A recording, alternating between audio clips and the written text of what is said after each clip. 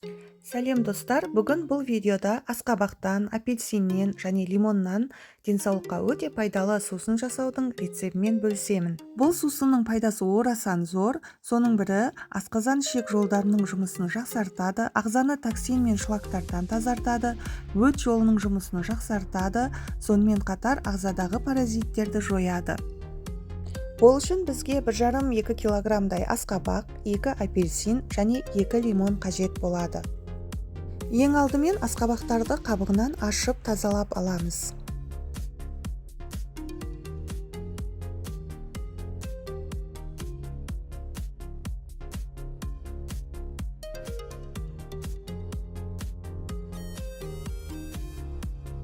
Одан кейін барлық тазаланған асқабақтарды және лимон мен апельсиндерді жақсылап жуып аламыз.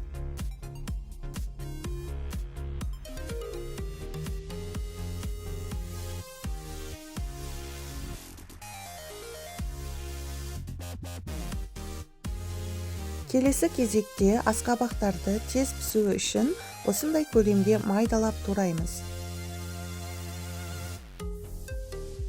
Барлығын турап болған соң кастрюльге салып, үстінен су құйып, отқа қоямыз.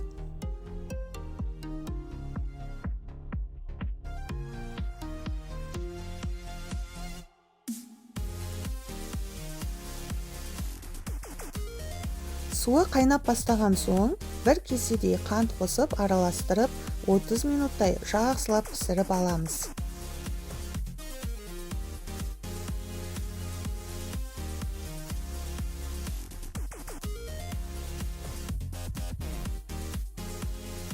Оның дайын болғанын біз осылай вилкамен тексеріп көрсеңіздер болады.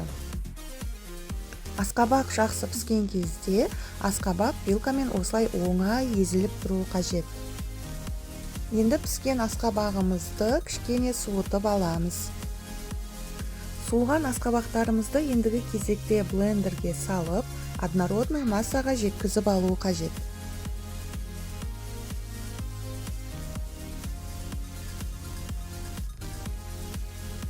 Міне, дәл осылай однородный массаға жетуі қажет.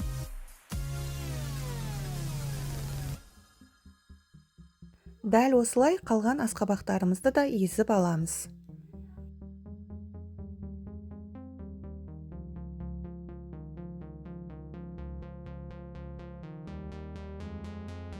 Келесі кезекте апельсин мен лимондарымызды ортасынан кесіп, оның согын аламыз.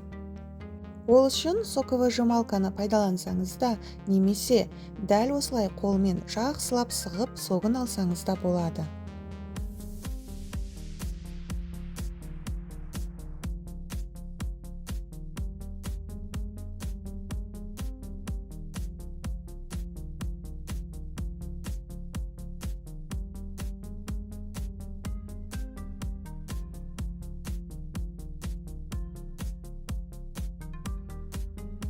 Мен асқабақтың пюресінен кішкене алып қалдым, себебі үйде егерде кішкентай балаңыз болса, енді прикорм бастап жүрсеңіздер, бұл пюре оған да таптырмас пайдалы тағам болып табылады. Ал енді апельсин мен лимон шырынын езілген асқабағымызға құямыз да жақсылап араластырамыз.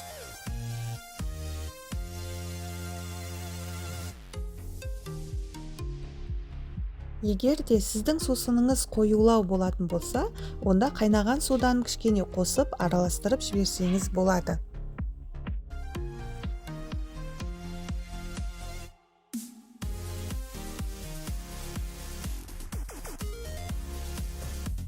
Және үйіңіздегі кішкентай балаларыңыз қызығып, кәдімгі магазиннің тәтті соғы екен деп іше беруі үшін, бұл сусынды осындай детский соктардың босаған ыдыстарына құйып берсеңіз болады.